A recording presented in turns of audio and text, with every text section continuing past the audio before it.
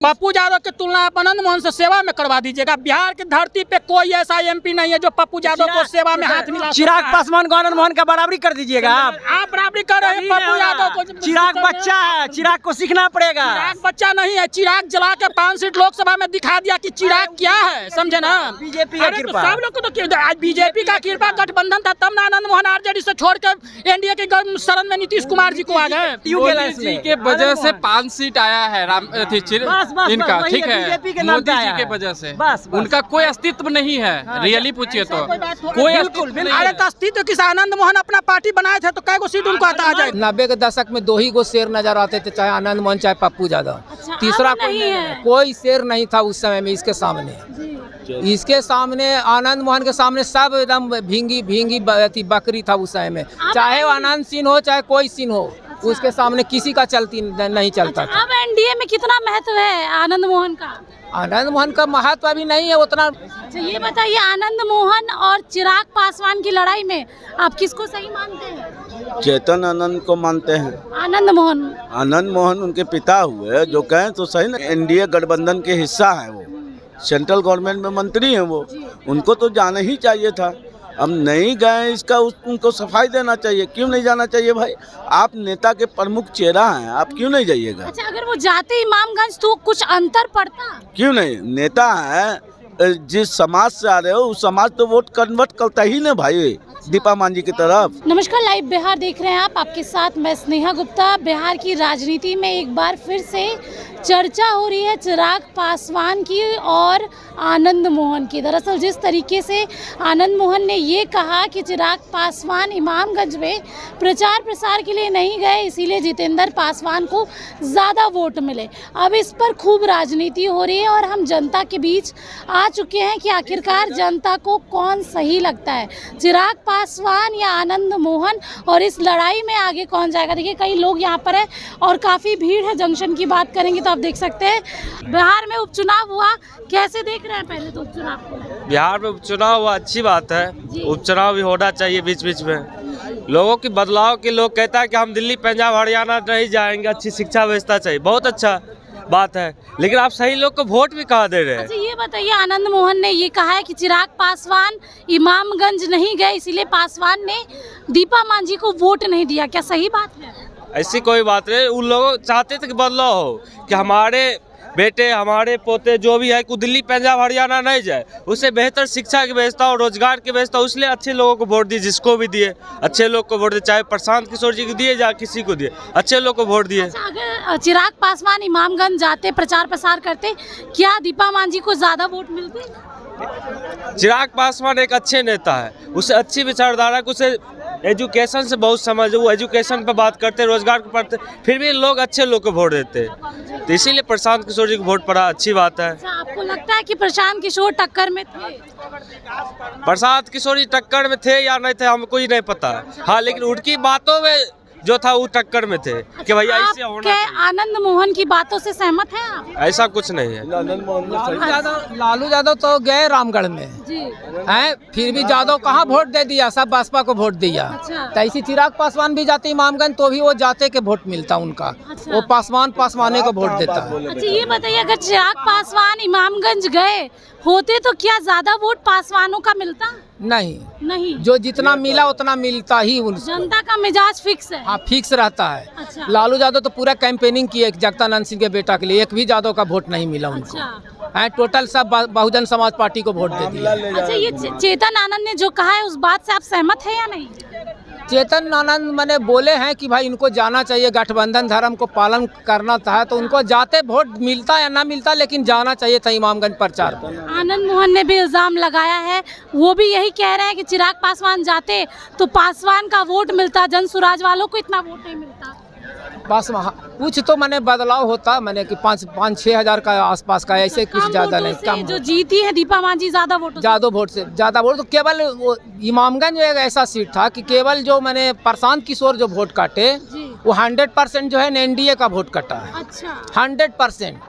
और यहाँ बेलागंज में है ना 50%, दोनों का 50-50 वोट काटे हैं। ये जो इन दोनों की लड़ाई में आप किसको देखते हैं, चेतन आनंद तो उनके बेटे हैं आनंद मोहन के, तो आनंद मोहन इल्ज़ाम लगा रहे हैं चिराग पासवान पे, चिराग पासवान इल्ज़ाम लगा रहे हैं आनंद मोहन पे।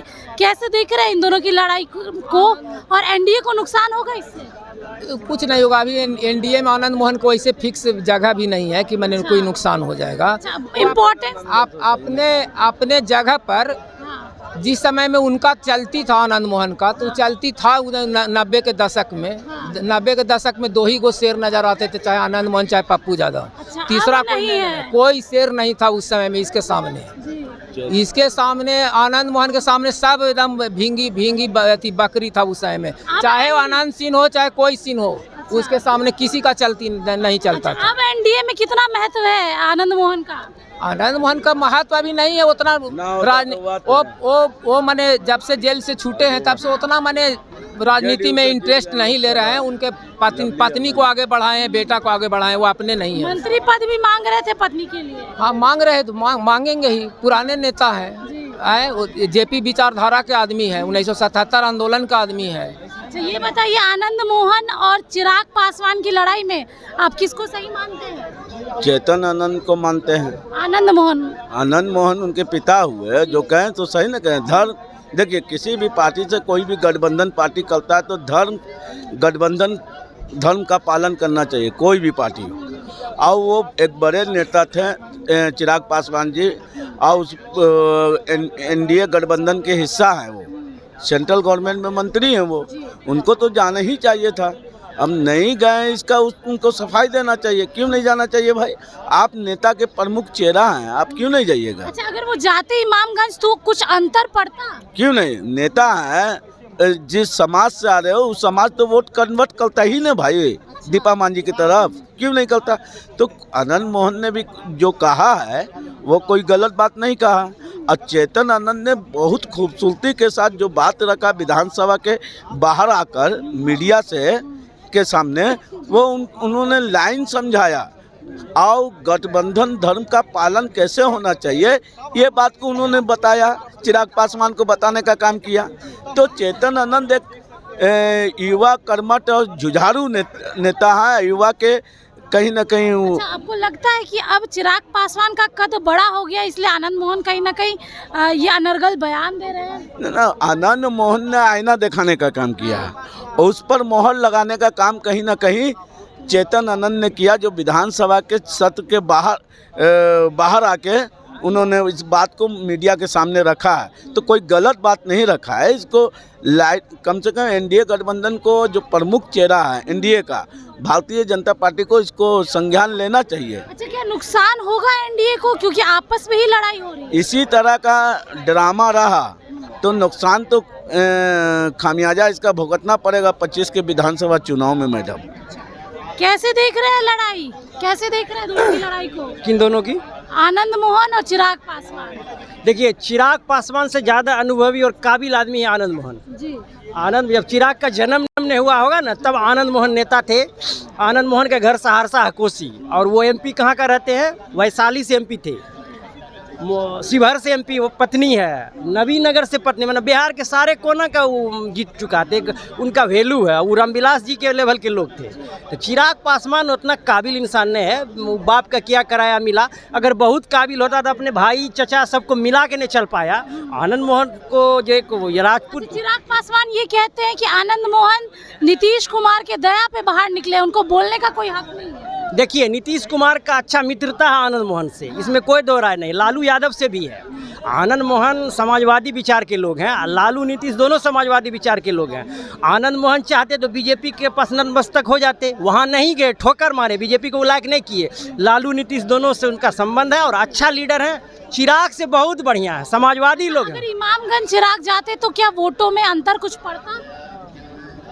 इमामगंज हाँ जाना चाहिए था, उससे ज़्यादा अंतर होता। बिल्कुल आप सहमति दे रहे हैं ना आनंद मोहन की बातों को? हाँ हाँ हाँ, बिल्कुल बिल्कुल बिल्कुल। अच्छा, देखिए, चिराग का प्रॉब्लम ये है ना कि मांझी भी दलित है। मांझी बड़ा लीडर नहीं बनने, वो अपने बना रहे। प्रॉब्लम ये है। दूसरी बात है कि उसको डिसिप्लिन नहीं है। उनके फादर के बराबर के नीतीश जी हैं, जब उनको वो डैमेज कर दिए विधानसभा चुनाव में, वो कभी लालू जी के बारे में थोड़ा डिसिप्लिन भी बड़ा चीज़ रखता है। इन दोनों की लड़ाई से एनडीए को नुकसान होगा? वो तो उनका आंतरिक मामला है, नुकसान तो होगा।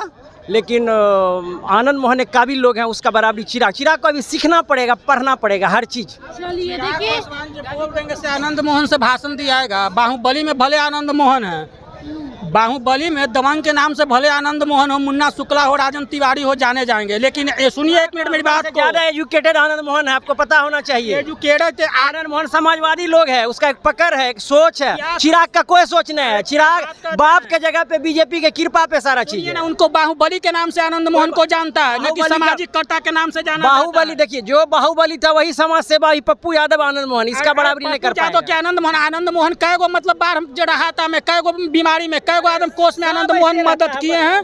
पप्पू यादव की तुलना आप आनंद मोहन से सेवा में करवा दीजिएगा। बिहार की धरती पे कोई ऐसा एमपी नहीं है जो पप्पू यादव को सेवा में हाथ मिला। चिराग पासवान को आनंद मोहन का बराबरी कर दीजिएगा। आप बराबरी कर रहे हैं पप्पू यादव को। चिराग बच्चा है, चिराग को सीखना पड़ेगा। चिराग बच्चा नहीं है। चिराग जला के 5 सीट लोकसभा में दिखा दिया कि चिराग क्या है, समझे ना। बीजेपी का कृपा, सब लोग को तो आज बीजेपी का कृपा गठबंधन था, तब ना आनंद मोहन आरजेडी से छोड़ के एनडीए के शरण में नीतीश कुमार जी को आ गए। और एक मिनट आप बात सुन लीजिए, नीतीश कुमार जी बिहार की 40 सीट पे विधानसभा का चुनाव लड़े थे रामविलास जी, एक भी सीट नहीं आ पाया था। क्यों? रीजन बताइए, आप इसका जवाब दीजिए। जब रामविलास जी का पार्टी नहीं था तो बिहार पीपुल्स पार्टी बना के एनडीए के अलायंस में था, नीतीश कुमार के जदयू के अलायंस में के वजह से 5 सीट आया है इनका, ठीक है, मोदी जी के वजह से।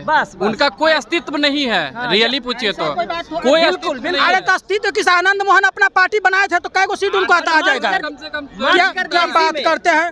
नीतीश जी के पार्टी में मर्ज कर दिए वो। तो नीतीश कुमार भी तो औकात में ला दिया था बीजेपी, जो अपने अकेले दम पे चुनाव लड़े थे तो कै गो सीट आया था। एक बात मैं कहना चाहूँगा आपके न्यूज के माध्यम से कि कल जो बैठक में हुआ था उस पे मैं बोलना चाहूँगा। नहीं, आप ये बताइए, आप तो युवा हैं, आप दोनों पक्ष सुन भी रहे हैं, आपको ऐसा लगता है कि चिराग पासवान को इमामगंज जाना चाहिए था? नहीं, ऐसा नहीं लगता है। अगर वो जाते तो वोटों में अंतर नहीं पड़ता? कोई अंतर नहीं पड़ता, कोई भी अंतर नहीं पड़ता। लेकिन हाँ, ये जो अभी आरक्षण की बात चल रही थी विधानसभा में, उस पे मैं बोलना चाहूँगा।